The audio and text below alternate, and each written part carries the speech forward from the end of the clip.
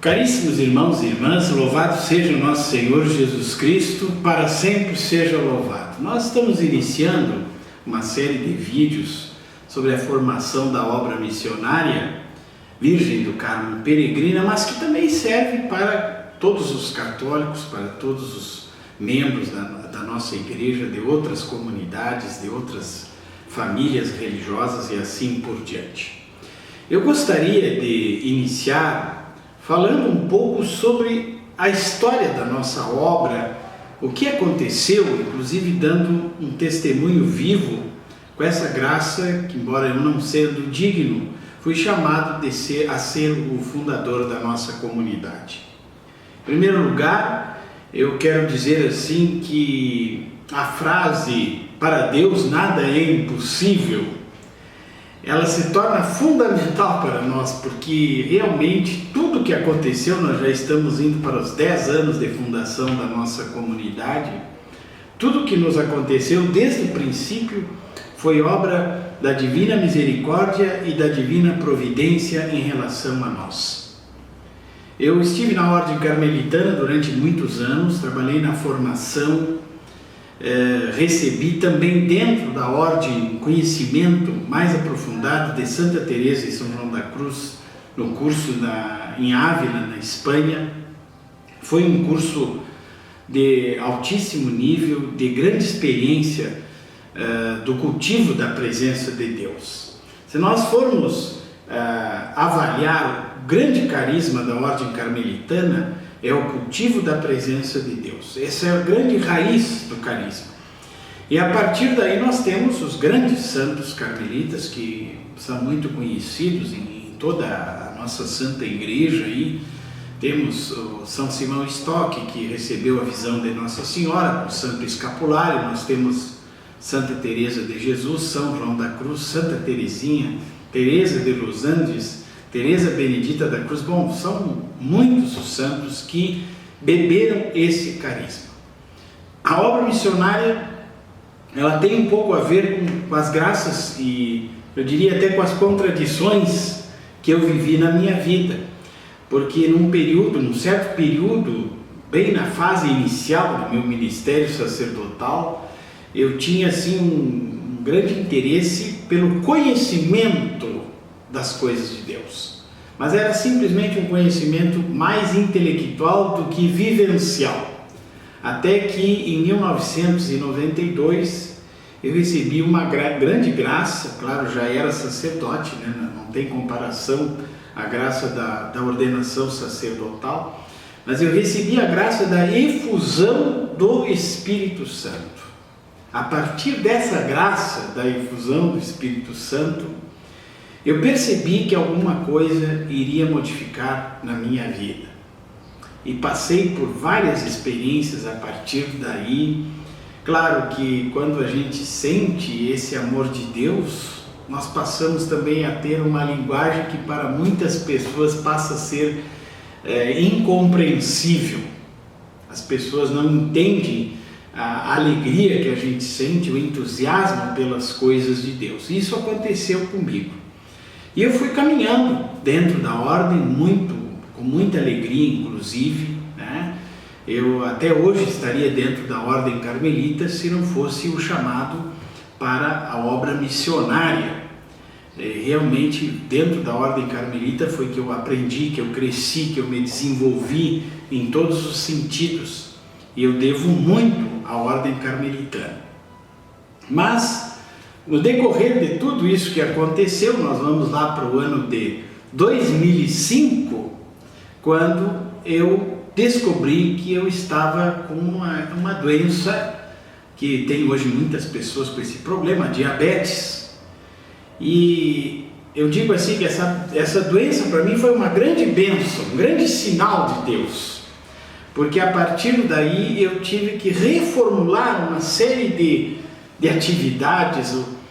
O meu estilo de vida que eu levava, eu já estava na paróquia Nossa Senhora do Carmo, aqui em Rio Grande, e eu comecei a ser acompanhado por Dr. Ivaldir, um grande amigo meu, e até hoje nós mantemos essa amizade, até hoje ele é o meu médico, E aí aconteceu que a gente começou a pensar, né? Eu preciso ter mais exercício, eu preciso de sistematizar mais a minha vida, porque a vida de um pároco numa grande paróquia, com muitas atividades, com várias responsabilidades, não era nada fácil.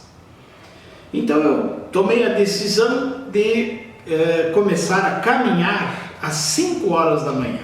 Interessante isso, né? E eu caminhava 10 quilômetros às 5 horas da manhã.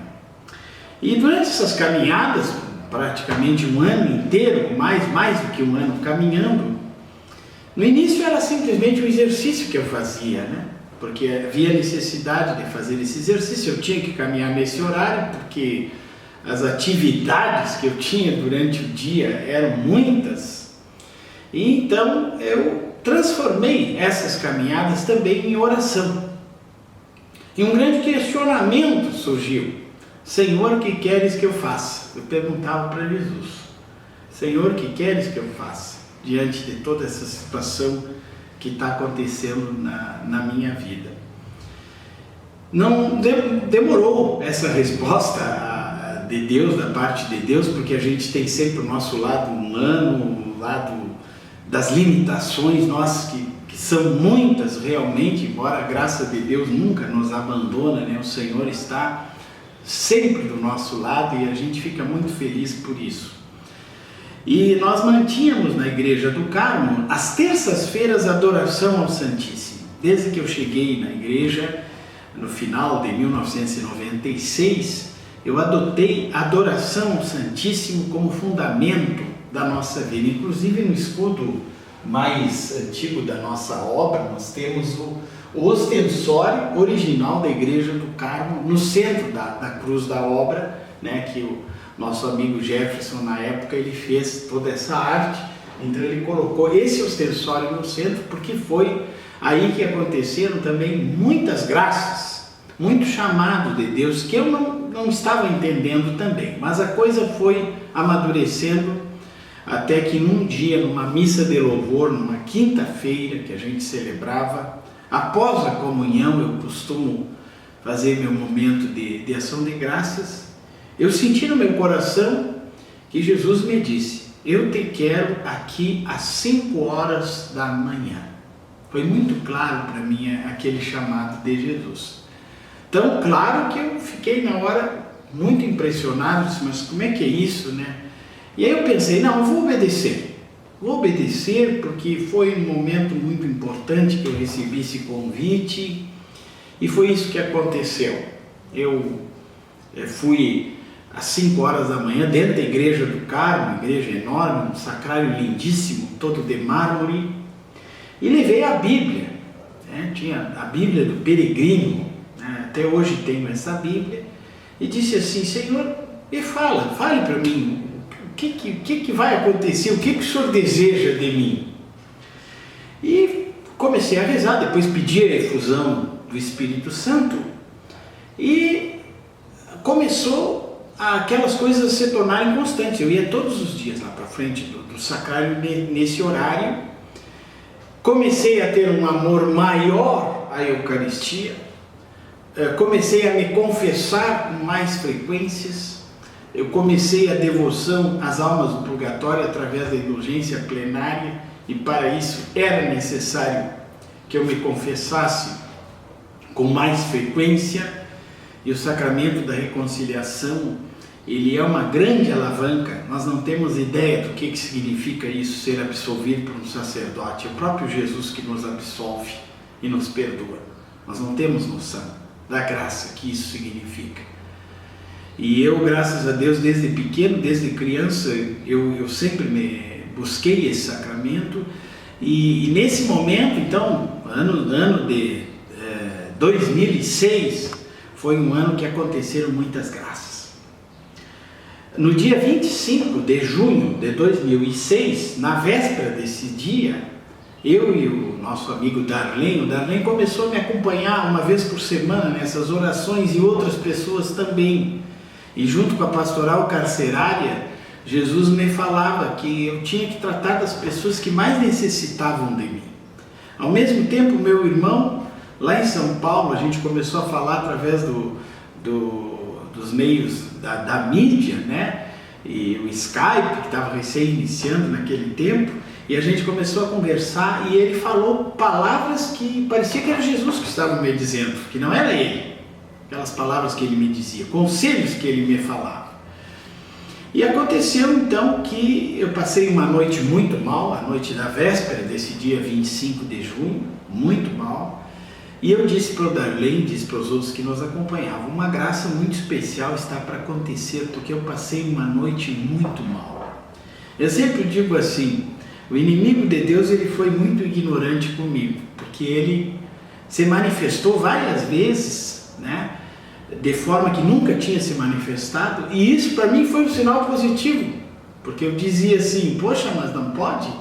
Se está acontecendo isso, o inimigo de Deus está se manifestando dessa maneira, e está indo tão contra a oração matutina, desde a sua raiz, é porque existe realmente uma grande graça que está para acontecer. Eu raciocinava dessa maneira. Chegando na cidade de Sananduva, nós mudamos completamente o esquema do cenáculo. Nós fizemos uma santa missa durante toda a manhã. Houve oração de cura, houve pregação, o Darlene estava também, pregou. E nós acabamos assim que tinha um tempo vago até o almoço, mais ou menos uma meia hora. Aí eu disse para o Darlene, eu vou tocar uma música, peguei o acordeon para a gente animar um pouco o povo, né? Vou animar um pouco o povo e depois a gente parte para o almoço. E à tarde seria o momento de cura e de libertação com o Santíssimo Sacramento. E aconteceu então que eu comecei a tocar e o Espírito Santo mandou que eu tocasse a música Saí para Ver o Luar, que eu tocasse aquela música, em primeiro lugar. Eu sou muito teimoso, meu pai sempre dizia isso, que eu era um guri teimoso, mas eu teimei, mas por que isso, vou cantar agora isso? Mas eu cantei. E sentia no meu coração as curas e as libertações que estavam acontecendo na grande plateia do ginásio, né? Um senhor que, eu me lembro mais ou menos assim, um senhor que não conseguia perdoar o seu pai e o pai tinha falecido, uma senhora com uma doença grave, uma outra senhora que não conseguia engravidar, né? Que ia receber a graça de ser mãe, alguns rapazes que estavam sendo chamados para a vocação sacerdotal, um rapaz que estava sendo liberto da dependência química. E eu comecei a falar isso e mandei que viesse, essas pessoas viessem. E aconteceu que elas vieram. Eu conto muito esse fato pelo seguinte, que eu sou um homem extremamente racional. Não pense que eu sou assim, eu aceito tudo, eu acho tudo um milagre, eu vejo anjinhos em todo, muito pelo contrário. Mas foi tão forte essa efusão do Espírito Santo, essa graça do Espírito Santo, e na realidade quem estava sendo curado naquele momento, eu acredito que era eu. Porque aí houve se abriu assim um horizonte de graças imensas em diversos sentidos. Bom, abracei aquelas pessoas, houve a confirmação, inclusive essa senhora teve 3 filhos, se não me engano, ela era lá de Serafina Correia. Eu fui apresentado para ela depois que ela recebeu a graça de ter tido o primeiro filho e o segundo. O senhor esse também foi curado do perdão que ele tinha necessidade de dar ao pai dele, né? E coisas assim maravilhosas. Mas ainda teve a tarde desse cenáculo que eu gostaria de falar para vocês, porque eu considero esse cenáculo um marco muito importante. Depois vou falar o segundo marco importante da fundação da obra missionária. De tarde, nós passamos o Santíssimo Sacramento e eu pensei assim, eu vou passar o Santíssimo aqui mais embaixo do ginásio, né, que vai ser um pouquinho mais rápido, talvez melhor. Não adiantou. Tinha andado 10 metros e senti no meu coração que Jesus disse, eu quero andar no meio das pessoas. Aí eu tive que obedecer novamente. Peguei o Santíssimo, subi as escadas, eles abriram um corredor no meio de um grande ginásio lá, e lá nós passamos com o Santíssimo. O que aconteceu nessa passagem do Santíssimo Sacramento? Eu sentia que Jesus me mostrava o histórico da minha vida, todo o histórico. À medida que eu ia rezando pelas pessoas pedindo a cura para Jesus sacramentado, é um gesto que eu muitas vezes eu fiz na minha vida, graças a Deus, no meu ministério, e aconteceu que Jesus revelou toda a minha história, inclusive a questão do meu nascimento, as dificuldades que a minha mãe teve para que eu nascesse, e isso foi confirmado depois por ela, e tudo, as graças que eu tinha recebido quando criança, ajudando a missa, a alegria que eu sentia como coroinha, e tudo aquilo era uma grande graça. E aí então, irmãos, a partir disso nós fomos nos encontrar. Passou o tempo, evidentemente, e eu dizia para o Darley e para os outros irmãos: quem vai confirmar que a obra missionária deve continuar ou não é a autoridade da igreja, que é o nosso bispo diocesano, na época, Dom José Mário Strega. E nós fomos, eu marquei uma entrevista e eu disse assim para os irmãos: qualquer negativa do nosso bispo significa que nós vamos simplesmente engavetar esse projeto e não é de Deus e acabou, não vamos fazer mais nada. E se ele confirmar, então nós, com toda a força, com toda a coragem, vamos levar para frente. Conversei delongadamente com Dom José, falei assim até meio negativamente do que estava acontecendo, né? E ele se silenciou. Eu acredito muito na infusão do Espírito Santo que o bispo tem. Ele se silenciou e falou assim para mim, no caso, Padre Giriboni, na época era Frei Giriboni, esse projeto é de Deus porque ele está embasado na oração. E eu vou lhe dar a minha bênção. Continue. Bom, me ajoelhei na frente do Dom José Mário, ele me deu a bênção, impôs as mãos sobre mim, e eu saí de lá com uma grande felicidade, mas também com uma grande preocupação, porque eu sabia que não dava mais para voltar. Era Deus que queria que a obra missionária existisse. Foi aí então que a gente iniciou todo o processo, fomos nos organizando, depois tivemos a ajuda de pessoas também especializadas na área jurídica, e justamente então no dia 10 de janeiro de 2007 aconteceu a fundação da obra missionária. Tudo é graça de Deus. Deus nos ama acima das nossas limitações.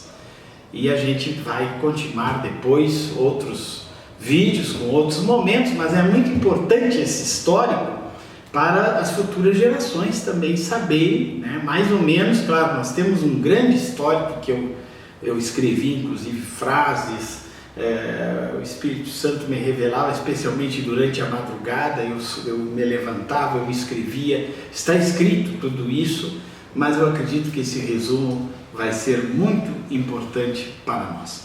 Deus abençoe a todos vocês.